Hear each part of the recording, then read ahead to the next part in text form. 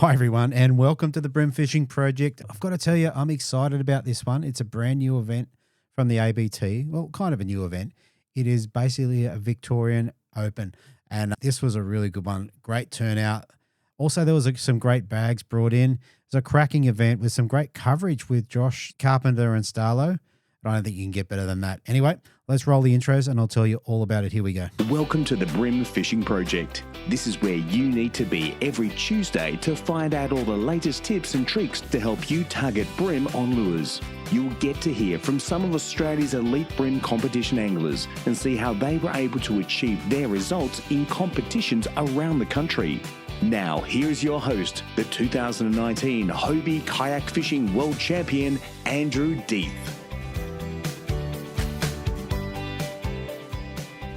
All right. Look, it's just a cracking time of year. We've got grand finals going on. We're setting up for next year's calendars. We've got new products. There's heaps going on. As you'll be aware, if you've listened to the show a little bit, I've been able to bring on some new sponsors, and I want to encourage you to reach out to them to maybe push your business their way if you can. It definitely helps supporting me, and in turn, I'd like to see you support them. One of the good things about the way this advertising works is that the ads can change up. So they'll be current. They might run for a month or a couple of weeks or whatever it's going to be, but they're always going to be current. So definitely keep an ear out for those ones. All right. There's a lot in this episode. So what I'm going to do, I'm just going to roll through the stats and what have you, and then just get straight to the angler interviews. All right. So the Vic Bream Open, Gippsland Lakes, brought to you by Shimano, the 11th and 12th of October in 2025. This one was confusing for me with the midweek comps. I always get confused. This one was run on the Saturday and Sunday, the 11th and 12th. On the Saturday, we had 46 in the fish activity wheel. The minor bite period was at 7:57 through to 9:27 a.m. with a low tide starting at 5:21 a.m. at 0.55, running up to a high at 12:13 p.m. at 1.11 meters. On the Sunday, they had 33, so slightly lower in the fish activity wheel, which, may or may not be represented in the anglers there. The fish had definitely moved if you pay attention. They didn't really get them in exactly the same way they did on the Sunday. Anyway, 33 in the fish activity wheel. The minor bite period was 8:52 through to 10:22 a.m. Low tide was at 4:40 a.m. at 0.63, running up to a high tide at 1:07 p.m. at 1:09. How confusing is that? All right, let's get into the angler interviews. Here we go. Okay, so first up, we have an angler coming in on day one with his 5 fish measuring just over 7 kilos at 7.005. Backed it up on day 2 with a 5 fish for 5.003, giving him a total of 12 kilos for 10 fish, 12.008 kilos for 10 fish. I'd like to welcome back to the Bream Fishing Project, Peter Breukel. Welcome back, mate. How are you? Yeah, good. Yeah, good to be back again. Yeah, mate, good to have you on, mate. A cracking bag on day 1. That was a great start. Yeah, it was. It was a really good day. Yeah, very good. And, mate, obviously the fish down there are just have a massive amount of large fish. Yeah, heaps of them. Like Gippy's they're getting bigger and bigger and bigger. I know. I can't wait. A couple of years, it'll be very interesting to see how big the bags can be. So, yeah. Yeah, that's right. All right. So, look, leading into the Victorian Open, what did you do in terms of pre-fishing or getting on the water? Well, it was like 30 knots predicted for the day. So, the 2 weeks beforehand, we fished and the Mitchell River was going really well. So we decided just to launch in Bairnsdale and fish our way down the Mitchell to the opening, to the entrance of it, to the Silt Jetties. Yeah. Yeah, it was, look, I got a bag, but they were only like average fish. But the river was just like they'd all vacated. Yeah, wow. So it wasn't much else we could do. So we fished a few other spots, the Tambo and that sort of thing, and then just went, the wind's not there tomorrow. They got to be out in the lake. Mm-hmm. So they finished their spawn and they must have just all swum out. They all swam down. Fair enough. And look, given that, before you fish, so you got a really big bag on day 1, what did you think you were going to do? Were you going to be cranking or hard or plastics, or what was on your mind? A bit of both, like cranking a fair bit and then plastics, because Gippy Lakes loves the plastics. So yeah, that was my plan. So just Saturday morning, and we had the boat ramp start so everyone could go wherever they wanted. And the wind was pretty kind until about 2 o'clock. Okay. So decent weather wise. Tell us about your day. Like you obviously got some crackers. How'd it work out for you? Yeah, well, I was just live. I started on the Mitchell River, and the Dan was already on there, and I went up. Just feel like I'm in his way. We were sort of going near each other all the time. So I just hopped it and went over the other side on another little reef, and the perspective just lit up, like just full of fish. I went, oh, this is pretty good. And then I know it was like it's really rocky there, and then there's a bit of a weed edge. So I just hiffed the sickle 85 Sprat right on the edge of the weed, and before it hit the bottom with a 1/30th jig head, before it even hit the bottom, it was a 40 forker. So that's how you started. That's me start of the day, yeah. And then Wow. doing all my stuff and, taking the photos, send it in, trying to take a selfie on your own. It's not easy. And Yeah, yeah. then doing all that, threw it back in, and then second cast, plonk, 41 forker. Right. So 40, 41. Wow. That's amazing, mate. You'd be feeling pretty good. Oh, yeah. And I thought, oh, it's on here. Take photo, do all my stuff, do it again. Threw in again, on again, 39 forker. Wow. So I'm like, oh, this is really good. This is good. And then kept going and then I caught another 39, another 37. And then I've gone, it was just constantly that size fish. And I thought, oh, I might throw a hard body. So I threw a hard body on the edge, spiked 44, Oh, yeah. and gave it one little nudge, like light little nudge, because it was right on the edge of the weed, and just gave it a tiny little nudge. Bang, 42 forker. Wow. I've gone, oh, that's good. This is a great day. Yeah, and then a great day. And then by 10 o'clock, I think I had a 40 forker, and I'm like, I couldn't upgrade. I was just catching the same size fish, oh, well, like that 36 to 38 mark, just all day. Wow. So moving along the edge a bit, but, up and down. Yeah. And did you persist with the spike or did you go back to the sickle? Yeah, I was pissed with that, and I threw the slam as well in the UV prawn colour. And then I threw some chubbies and, well, what else did I try? I tried the 66, like just, throwing that over the weed. I thought they might be up in it as well, Oh, yeah. but that didn't work. So I knew that wasn't, but you just trying everything to try and get another donkey. Yeah. And then just sort of fished out a little bit deeper as well and tried a Sting 37 and just a normal vibe, naughty's vibe. Hmm. And it got them, but they were only like 36 fork again, so that was no good to me. That's such a funny statement. Like they're only 36 fork. Yeah, that's right. It is. But in here, you can get them like in pre-fish night. I got some that were like, 43 forkers. Like they're around and even bigger. But they would seem to be moving along. It's like they were all like just moving like away from the river. So that was quite interesting. So I thought, oh, well, I'll sort of just sit here now and just sort of guard me spot for a while. I put me, when your scores go up too with the app, you get swamped by other boaters as well. So, Right. they all come up and try and get in on the action. Right. So I sort of try to just protect it a little bit. And then in the morning, the next day, I couldn't find them. Yeah. Right. So that when you said they were moving through on day one, they've obviously kept moving. Yeah. And there must have been some still moving though, because on day two, one of the Queensland guys, he sat on it all day and he did quite well. Yeah. Right. Got 5 kilos, I think. Well, not 2, can't remember. It could be more. Yeah. And so what did you do if you went back to your spot and they weren't there on day two? What was your next move?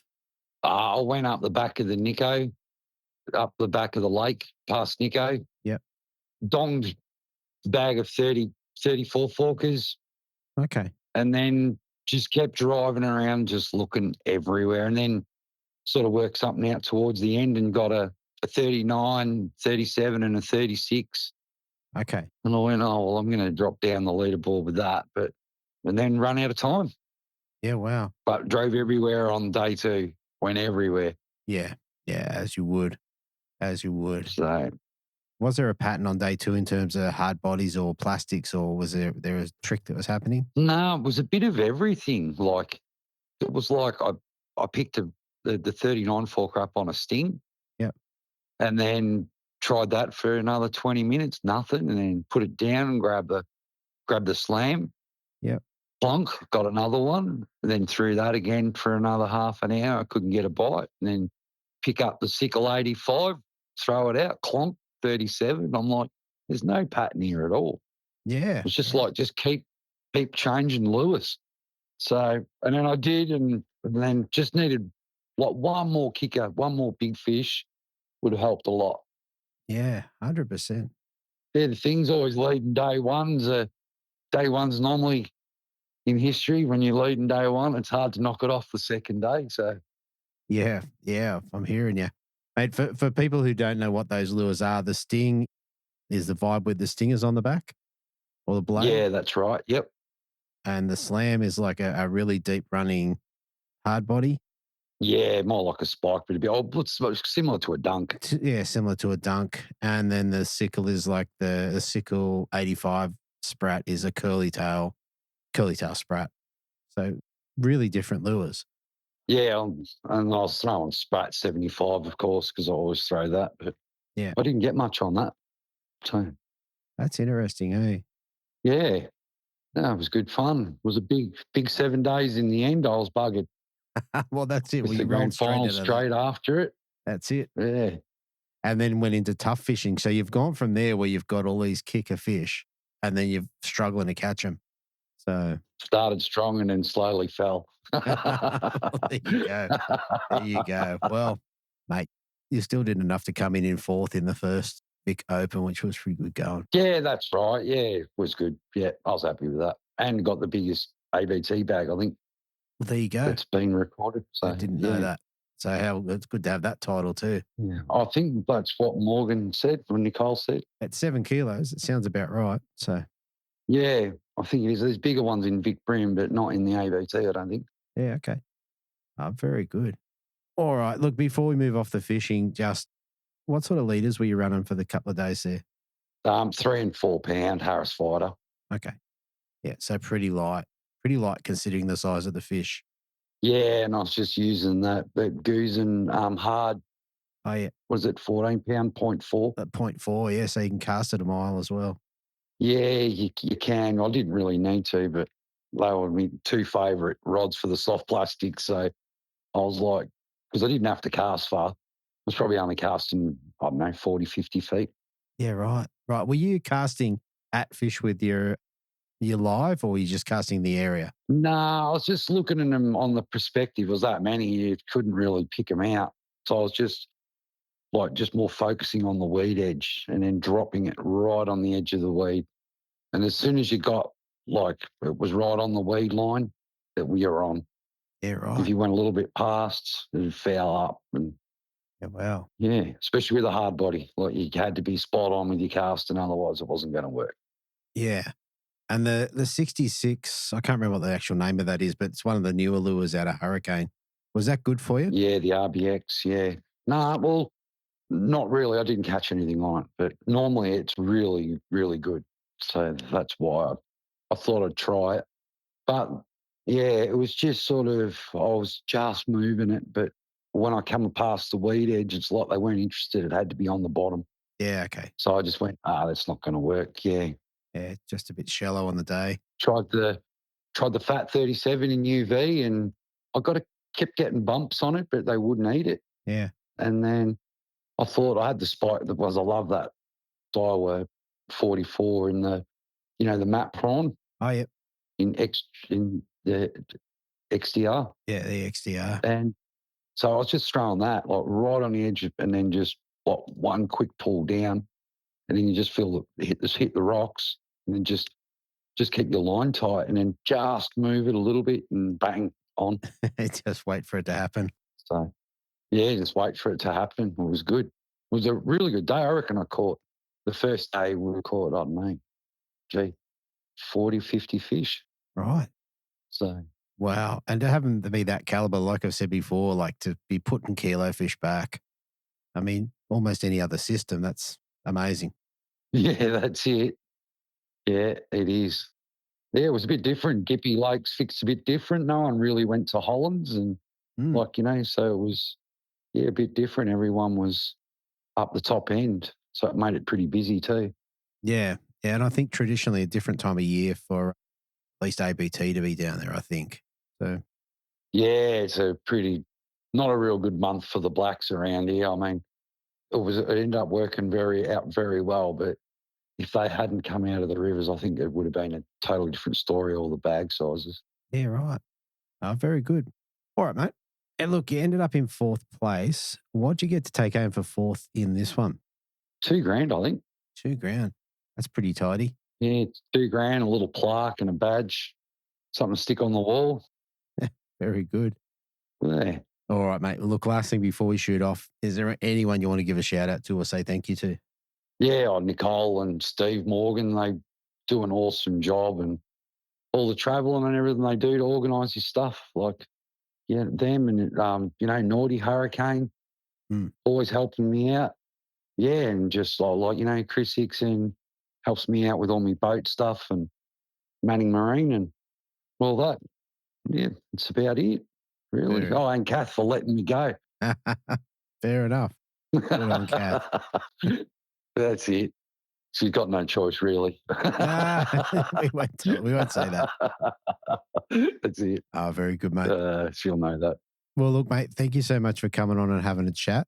I appreciate that. Yeah, no worries. Anytime. Yeah, good luck in the Barra Tour. All right, cheers. Appreciate it. All right. Thank you. Thanks, mate. Okay, so up next in second place, I have an angler dropping his 5 fish on day one, measuring a massive 6.565, backing it up on day two with another massive bag of 6.455, giving it a total of 10 fish for 13.020. I'd like to welcome back to the Bream Fishing Project, Mitchell Blomquist. Welcome back, mate. Yeah, cheers, Dathy. Good to chat again. Absolutely. We were just saying before, you were one of the first people back in 2023 that I reached out to that I didn't really know. And yeah, it's good to see you back on. Yeah, bloody oath, mate. Yeah, looking forward to a good chat. Absolutely. Absolutely. Now, this is obviously one of the premier events of the season with really massive bags and the first Victorian Open, mate. And realistically, you nearly got there. I mean, you got a massive bag, but you weren't far off first place. Yeah, mate, I think I was on the right fish and, yeah, pretty close, but, yeah, I'll still take second. 100%. All right. Well, let's dial it all back a little bit. Talk to us about pre-fishing and preparation for this competition. Yeah, so, look, to be honest, I'd put most of my focus into the grand final. So a lot of my pre-fishing was done at BEM and, well, I was focusing on BEM and Marlow, so I hadn't done a lot at home. But I had heard that there was a few fish up the rivers, so I put in at the Mitchell at the Silt Jetties there for pre-fish, and I went up sort of fairly high to the town and sort of made my way back. Found a few fish around the Silt Jetties itself, and yeah, but probably not enough to commit to going there the next day. Mm. So I decided to pull out at 12 o'clock, and I had my dad with me, and as we pulled out, it was absolutely howling northwesterly, and we had a look out into Eagle Bay there, and yeah, decided to put in there and come across a bank there that was absolutely loaded. So that sort of made my plan for the next day. Right. Okay. So that made it pretty straightforward. Did you land any fish on pre-fish, Dad? Did you get any? So got a few in the river, and then just sort of said to Dad, like, if we get one hit on this bank, because I could see them by sight and on the live imaging, it was good enough to come back to. So I think I got one hit, and that was it. Pulled out and just prepared everything for the next day. So yeah. All right. So let's roll around to comp day. So I think you had a slightly better weather, but tell us how your day went. So the first day you were able to trailer, and I noticed on the forecast I was going to have similar wind, so I put in at Eagle Bay. So I was the only person there, and yeah, shot straight across and got to this bank. It's got a bit of timber on it and a nice rock wall. And yeah, the other thing that was happening was we're having big tides at the time, so it was holding a lot of the water back in Eagle Bay. A lot of the areas that are traditionally very shallow had a bit of water on them. And yeah, just went to this bank and rolled hards and yeah, 6 and a bit kilos. I was pretty happy. Fair enough. Fair enough. All right. Dial it back a bit. Tell us about your first fish, because obviously Victorian Open, first one, you want to get your bag. So getting that first fish must be a few nerves gone, if that makes sense. Yeah, I think it might have taken me a little bit to get the first one on the first day. And yeah, it was just that slow roll with the hard body and bang, I got him. So I think the smallest fish I got for the 2 days was 34 fork. They're all Wow. quite big. Yeah. Wow. That's a kicker in most systems. And what was your lure of choice for the comp? So I used one lure for the whole 2 days. Okay. So one type of lure or just one lure? One lure. So Wow. testament to the lure itself and the trebles on it, because when it's getting smacked by that many blacks, they can tend to crush the trebles. And I've got it in my hand right now. I could use it again, I reckon. So it's a SX48. It's number 390. So it's fairly clear lure with some green stripes. Yeah, which I suppose really suited the clear water I was fishing in. And what were you trying to imitate anything in particular? Were you trying to imitate a prawn, or you just throw it out and slow roll? I'm guessing it's, yeah, a prawn or something going along the bottom. But yeah, like I was saying before, it really reminded me of fishing Ralph's Bay in Tassie down there. There's just Oh yeah. big packs of big bream that you could see by sight, and you just sort of had to lead into them and hopefully get the reaction out of them. So, And I think we said before we hit record, so you're running the Garmin Live or Live Scope, but you're also able to sight cast them, so you're doing a bit of both. yeah. I think 2 of my fish on the first day came from seeing them right up on the edge and casting them and watch them take it and everything. So yeah, it was fun, a whole lot of fun. Yeah. That's so good. That's so good. And with the live, did you have that in perspective mode? Yeah, in perspective. So when I was out a bit deeper, I was able to see the big packs of bream that would sort of make their way off the snags, and I was really seeing them on the live. So I was able to sort of cast to what I was seeing on the live as well. Wow.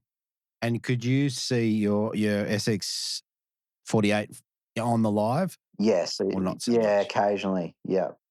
It depends on the bottom. Mainly when I was in closer to the edge, I was able to see it coming in, just a small white speck coming at me. And Okay. yeah, it didn't happen a whole lot, but I have seen it before where I've been bringing it in and you can see 3 or 4 just following it behind it. So Yeah, right. And in those times, do you actually see them move around, or are they just following it straight, or you have any thoughts on that? Are they sort of all over it, or? So you might say if you get it, I was saying you sort of got to lead it on the pack of the fish. If you're coming down the edge of the pack, you might get 2 peel off on it. And that's when you know you've really got to slow your retrieve down and try not to strike. Even if they bump it, just let the rod load up. So, Yeah, right, right. It sounds pretty exciting to me, whether you're sight casting via live scope or sight casting using your eyes. It sounds pretty good to me. yeah. Whole lot of fun. Absolutely. All right. And on day one, did you drop any fish, or did you miss any that you think would have made a difference? I didn't on day one. I had a fairly clean day. Yeah. Okay. This is good. I mean, it's a great bag. Yeah. Oh, they were tanks. I don't know whether they've they've obviously done their bit in the river and come out and they're feeding up. So, yeah, I think they were quite hungry. Very good. Okay. So after day one, where were you sitting? So, yeah, with that, I think 6 and a bit kilos, I was sitting third. Third. Okay. Very good. That's right. Peter Breukel had a great day as well. Yeah. Well, there you go. All right. Let's go into day two. I'm going to put it out there and say your plan is to go straight back there. Yeah. So day two, we had to launch from Metung itself because of the forecast was a bit better. So, and I had an observer and it was really good. It's one of my real good mates, Kevin Beams. Oh, yeah. So it was, just good to have a good friend on the boat sort of when you're in the mix. Do you know what I mean? Yeah, absolutely. And was he on the camera as well? Yeah, he was on the camera. He got some pretty cool footage. Yeah, nice. Yeah. So no, I made my way straight there. But on the second day, conditions were a lot better and it was glassed out. And I got too early, but then it sort of fell out and I was struggling to even get a hit for a couple of hours. Right. Ouch. Yeah. So I was sort of starting to stress a little bit, but I remember just saying to Kev at one stage, I think I just need to get out of here and just leave it for a bit. Yeah. So I did a run to the canals. I fish the canals fairly often. A fair few jetties in there that generally always hold fish. And obviously I went to them and they had nothing on them. Ouch. Yes. Ouch. Yeah. So I thought, I'll just get a limit. That's all I need to do is get a limit. So, yeah. But yeah, that didn't happen in there. I probably spent half an hour in there. I looked up at the trees and I could see they were starting to move a bit because obviously it's fairly protected in there. Yeah. Went straight back to Eagle Bay and it was on when I got back there. So, right. So a bit of wind, bit of time. Yeah, just left them alone for a bit and, I was back into them again. So, right. That's awesome. That's awesome. And how'd you go for numbers and stuff? Did you bang a bunch of them or? I think day one I would have caught 12 or 13. Okay. And day two was probably up around the 20 mark. Okay. So good for comp conditions. But yeah, as I was saying, the smallest one was 34. So yeah, wow, lot of 37 fork fish. Yeah, it was good fishing, really good fishing. Yeah, I was going to say a bit hard to take. Yeah, but you did sort of allude to the fact that you might have dropped something decent. Yeah, I pulled the hooks on one, so yeah, that I reckon was a proper one. Yeah, right. Like maybe would have been one of the bigger ones in my bag, but who knows? It didn't get in the bag, so be it. Yeah. Hard to know. Hard to know. All right. So listen, if we've got a listener out there that might be somewhat new to fishing and they're down at Gippsland Lakes and they've heard you, they've gone and jumped and grabbed an SX48, sorry. What would you say to them about catching a couple of bream on it? Yeah, I'd say go to a slightly wind-blown bank and get the bib mudding in the bottom and wind it slow. I always say to myself, if you think you're winding slow, wind slower. Yeah. A fair fundamental of flats fishing, I guess, but that's probably all I'd say. Fair enough. And yeah, don't give up. Move around because especially in Gippy Lakes with these fish in big numbers, they won't be on every bank, but if you look hard enough, you will find them. 100%. And look, based on what I can see of the areas around there, it looks like there's a lot of options for people to walk the shore and probably catch some pretty decent fish. Most of the fish I got could have been caught land-based. Yeah. Shore-based, land-based, yeah. Yeah, very good. Very good. All right, mate, one last thing before we move off the fishing. What was your setup for the 2 days? It sounds like you probably used one rod. Yeah, so I use a 6'9" Shimano RTSter. Mm-hmm. Just a great all-round rod. Can do anything with that thing. 2500 Vanford, and I have Saltiga braid on the one that I used, but most of my rods have Yamatoyo resin sheller on it, Okay. 0.06. So, Okay. yeah. And what leader are you putting on the front of that? So I run a Yamatoyo Harris Fighter, 4 pounds. So fishing the timber, just got so much trust in that leader. I've had fish rub it up against the timber and comes back all frayed and you still land them. So Yeah, nice. high quality leader, definitely. It's one of the things, you got to have a lot of confidence in what you're throwing, particularly when you're hooking big fish like that. So Yeah. very cool. All right, mate. For coming second in the first ever Victorian Bream Open, what did you get to take home? Took home $3,500, which was Nice. very nice. Yeah. Nice. That's like a win in most comps. So Yeah. Yeah. So no, I was happy. Yep. absolutely. All right, mate. Last thing before we shoot off, is there anyone you want to give a shout out to or say thank you to? Yeah, there's a few. I'd like to thank JML Anglers Alliance. I've just recently joined with them and already their support's been great and I just love their equipment. A few old school lures there that it's been fun giving them a go. And yeah, so I really thank Tony for that. Shimano, I'd just like to thank them. They sponsored the event and Josh Carpenter and Starlo, they just did a great job of the coverage. Yeah, I think that was really good. I thank my dad for pre-fishing with me, my travel buddies, Scott Cicluna, Pete Breukel and Jamie McEwen. A whole lot of fun we have at every event. So thank you to them guys. Steve and Nicole from ABT. So they run a great show. So thank you to them. And probably also yourself, Deethy, for the podcast you do. As I was saying, I've done a few miles this year and it's been really good listening to it to and from the comps. So thanks to you. Thank you, mate. It was good I was definitely happy to see your name pop back up in the top 3 so we could have another chat. Yes. Very good, mate. All right. That's terrific, mate. Well, look, good luck for next year. Maybe we can get you in a Hobie for next year. We'll see. Maybe, mate. Might pull the old girl out. Sounds like a plan. All right, mate. You have a good night. Yeah. Cheers for that. Okay. Thanks, mate. Okay. So now with me on the line, I have the winner. Now, he dropped his 5 fish on day 1 for 6.792. He backed it up on day 2 with just 4 fish, but just under that at 6.627, which gave him a total of 9 fish for 13.419 and the win. With me, I have Dan Kent. Welcome back to the show, mate. Hey, Andrew. How are you, mate? Thanks for having me. Mate, thanks for coming on, mate. That is an absolutely cracking win.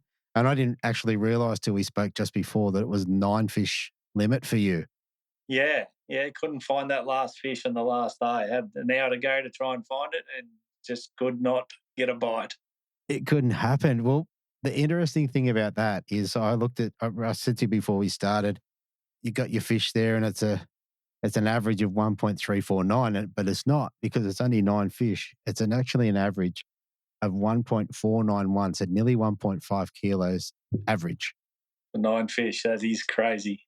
It's a bit mental. You caught 1 fish at 1.5 kilos in the year, you'd be stoked. Exactly. As we're recording this, they're leading into the final day of the grand final, the ABT. I'm just thinking how happy those guys would be if they had an average of, just say 1.3 for tomorrow. Yeah, the boys are doing it pretty tough, I see, from the results, but there's a few guys catching them. Yep. Tomorrow we'll sort it out. But yeah, look, absolutely incredible average. Yeah, I can't wait to get into it. Let's double back to pre-fish. Now, pretty rough conditions. Tell us about what you did to pre-fish for the comp. So pre-fish on the Friday morning, I got up and drove to Holland's Landing, which is where I like to fish because we call it the land of giants. But it's not always so reliable. Sometimes the water quality there is bad and other times it's good. Sometimes there's fish there, sometimes there's not. Yeah.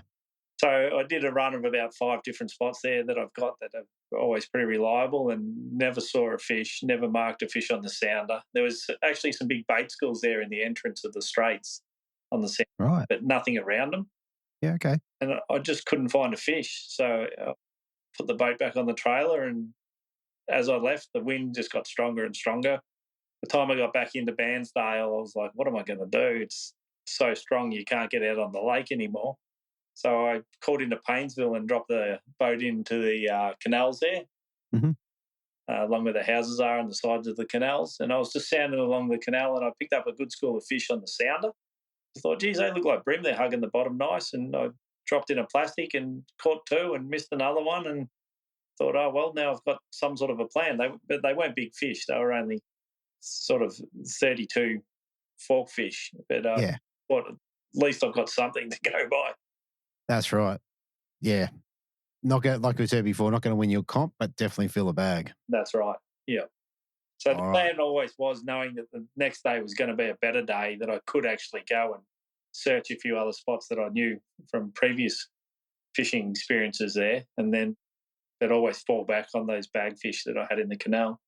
Yeah. Yeah, very good. All right. Well, tell us about comp day. Tell us how it started for you and how you went about filling that big limit. Because there was still a bit of wind, I think there was a forecast where the gusts were over 20 knots. So we're allowed the trailer to different boat ramps around the venue, and you could launch at any ramp you liked.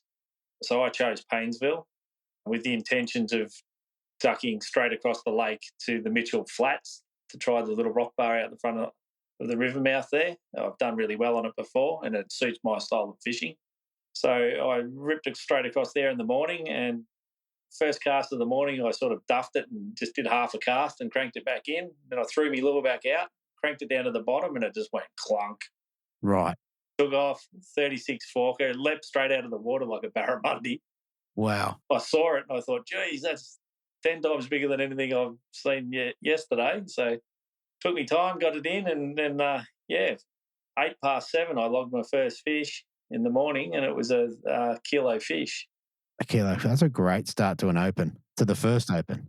Yeah, and at that stage, I knew I'm not leaving here all day. I'm just going to stay here and keep scratching around. But fish consistently every sort of 15 minutes, you'd get a fish, and that turned out I actually upgraded that fish out of the bag, and it wasn't even in the bag at the end of the day. Wow, that's pretty amazing. Tell us about what the area you're fishing like. Were you fishing deep, shallow, or like tight on the edge? So it's really shallow. It's only your boat's in about a metre of water, 1.2 metres of water.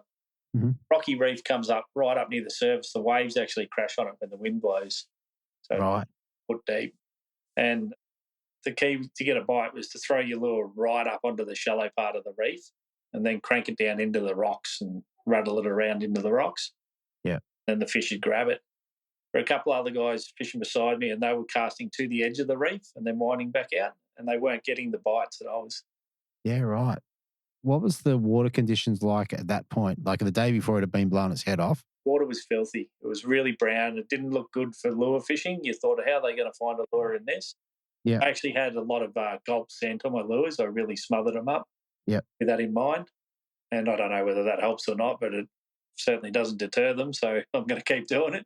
Yeah, definitely. And you were running a deep diver? Is that what sort of lure you running? Yeah, deep diving chubby and, winding it down into the bottom and actually scratching it along the rocks. You'd get snagged just about every cast and sort of have to ping your line and flick it off and shake it and come off. And a lot of the times after it had come off the snag and you just let it float back up, a fish would grab it.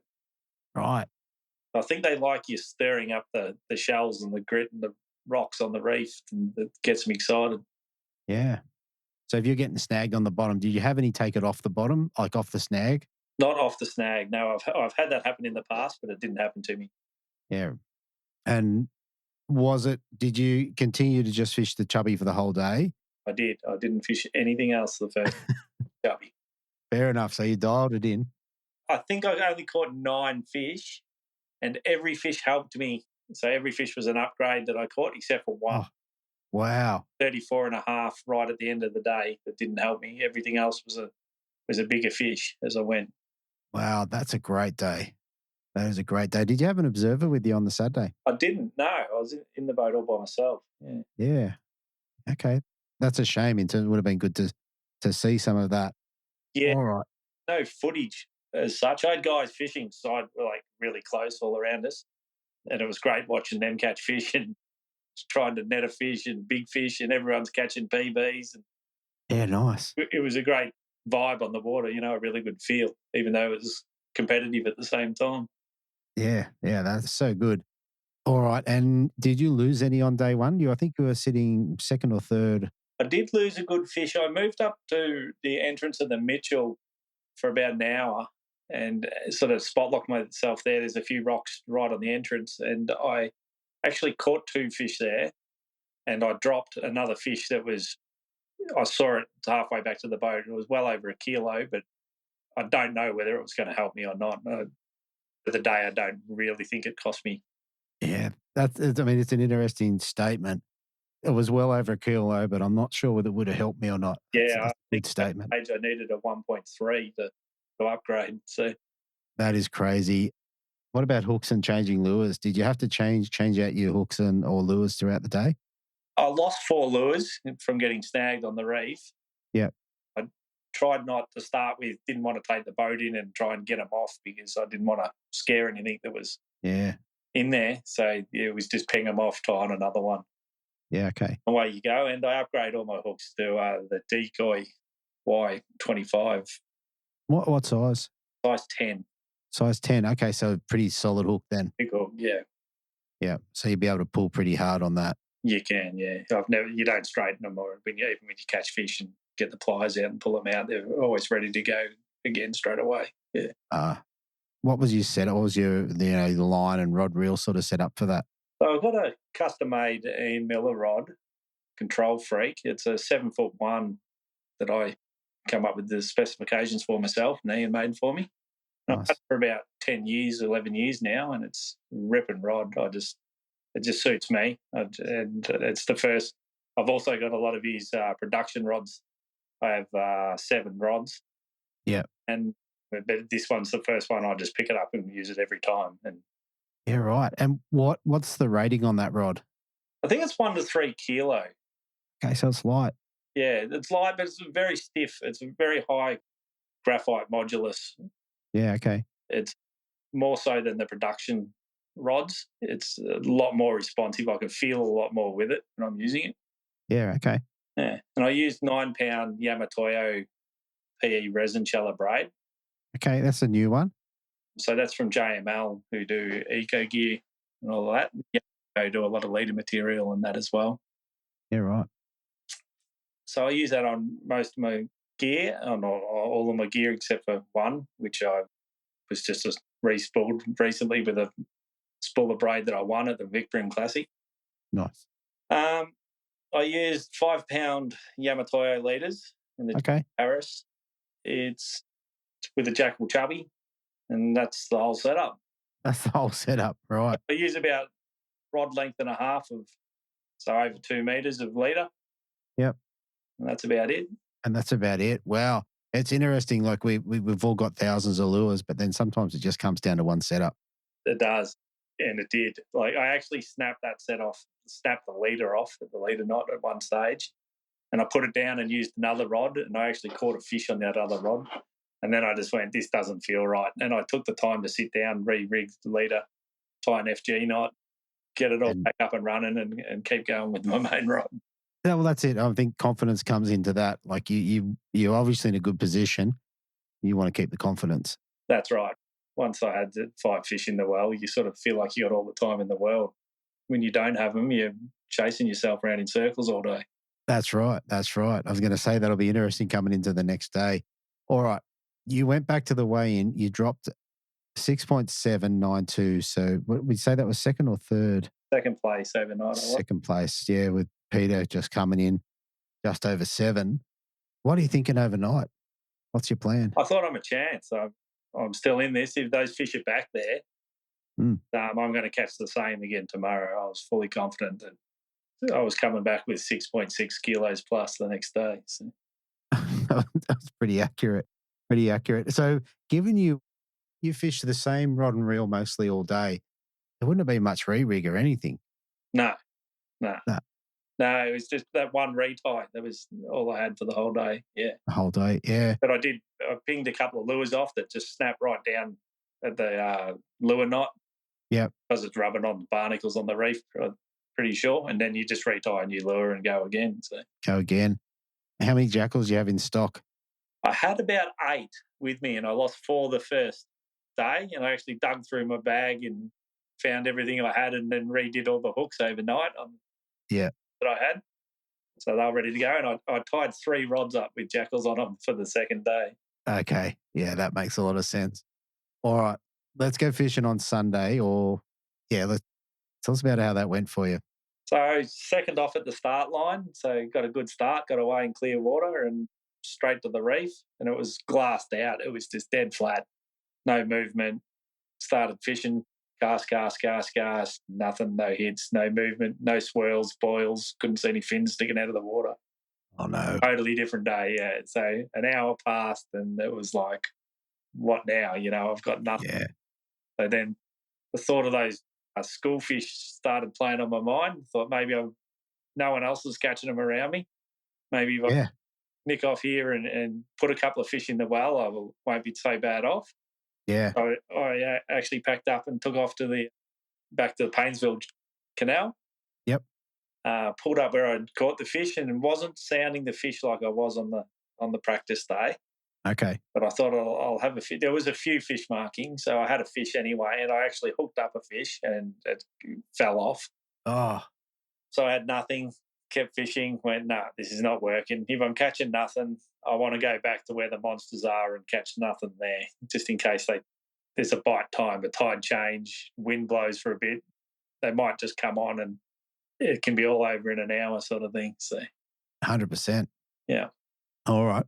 So that's what you did? You packed up and went back again? Packed up, went back, same result, nothing there. Flat, all the boats are dispersed, no traffic. And I had a couple of mates fishing about 150 metres away up on the outside of the Silt Jetties. Oh, yeah. And all of a sudden they started hooking up. And I thought, these guys are onto a school of fish. So I sort of snuck up towards them, actually went past them and got my own little posse about 100 metres past them. Yep. And the side scan, I've got a Lowrance sounder, 10-inch sounder, and had the side scan on and it just lit up with black dots. Wow. Everywhere. And I thought, that's them on the outside. We were casting back into a set of snags, all the other guys were. Yeah, yeah. And I thought, that's them on the outside of me, out in the open. So I threw a plastic out there and got a little pluck, never hooked. Yeah, okay. Kept persevering. Next fish I caught was 43 centimetre fork. Fork. 1.8 kilos. That's very funny. Wow. And was that on the Jackall or was it on the plastic? That was on a plastic, yeah. On a plastic. On a Hurricane Sprat. A Hurricane Sprat. I'll make Naughty happy. Yeah, he was happy. I had a chat to him except for I beat him in the competition. I think he had a pretty good finish. He finished 6th. Yeah, that's right. That's right. All right. So then you go, all right, well, maybe this is the pattern for the day. Yeah. So I thought, because there was sort of that 2.2 metres of water out that I was casting out into, I couldn't get the chubby or anything down that deep. So I went to the plastic and, yeah, once I caught that fish, sort of the confidence grew a bit and then kept going, bang, got another one. I think it was 41.5 centimetres. Mm-hmm. And then kept going. Not only a couple of casts later, got another one, which was 42.5 centimetres. Right. So you got 3 over 40 forked at this point. So I had 3 over 40 and my observer in the boat was like, you're back in this, you're currently in 3rd place. Yep. We're only about 100 grams behind Wow. 1st place. And I thought, oh, geez, if I get 2 more of these, it's all over. Yeah. And then it took me, they slowed down. I didn't get a bite for a while. It took about half an hour to get the next fish. And it was a 41 forker and I had 4 fish over 40. Wow. So I couldn't. Wow. Yeah. That's a cracking bag. What I was thinking before, when you went back across to Painesville and you didn't catch a fish, I was thinking in the context of the competition, how good was that? That was life-saving. If I'd have caught that 32 forker, I'd still be sitting there and would have come. You would have tried to fill your bag. Yeah. Wow. Okay. So that's your 4 fish. Come all within an hour. Yep. And it was between 12 o'clock and 1 o'clock. Right. And then I fished from 1 o'clock to 2 o'clock and never had a touch. There was a guy, I think it was Mitch Nichols, was fishing just near me and he caught about 5 fish, but they weren't helping him. He was just catching them, tossing them back. Yeah, right. that helped me because I get Yeah. later one. So, I was going to say, yeah. but I don't know what he was throwing, but he was smashing me. I couldn't get a touch. Yeah, wow. Wow. All right, let's talk about the Hurricane. What do you have? What sort of hook did you put in it? So it was a Sprat 75 with a little fork tail. Yep. And I had a painted, motor oil painted jig head in it, 1/8. Yep. Okay. I'm not sure of the hook size. It's about a size 1 hook, I suppose. Yeah, it'd be a one. Yeah, something like that. One of the TT ones that comes pre-painted, or did you paint? No, I painted, it's a TT one, but it was raw. I painted it with heat it up and dip it in the paint. Dip it in. Dip it in the. In the Can't remember the temp. Yeah, that's it. Temp. Yeah. Okay. And then were you running the same leader? Were you back on 5 pound leader? No, I had 6 pound leader. I upped the leaders last day. The water was really dirty and they didn't seem leader shy at all. Okay. And I thought, I'm popping these chubbies off the reef a bit easier. I might just up the leaders to 6 pounds. So I went from 5 pound to 6 pound on the second day. On the second day. Yeah. Wow. There you go. All right. Now, given the second day you didn't get that 5th fish, if you could redo the day, what would you have done? I would have had a couple more plastic rods rigged up with lighter leaders, light heads, and a couple of different style lures. Okay. Yeah. Fair enough. Having said that, didn't matter. No. Well, in the end it didn't, but it could have. That's right. I mean, you have 400, just right on 400 grams in front, which is probably a limit fish, like a 26 tipper, a 27 tipper or something like that. So, yeah, still a good win. The other guys, to make up that 400 grams, they would have had to have caught a kilo fish to get the up to 400 gram upgrade. Yeah, that's right. Yeah. That's right. Oh, very good, mate. Very good. All right. Is there anything else that we should talk about with regards to the fishing? Anything we've missed?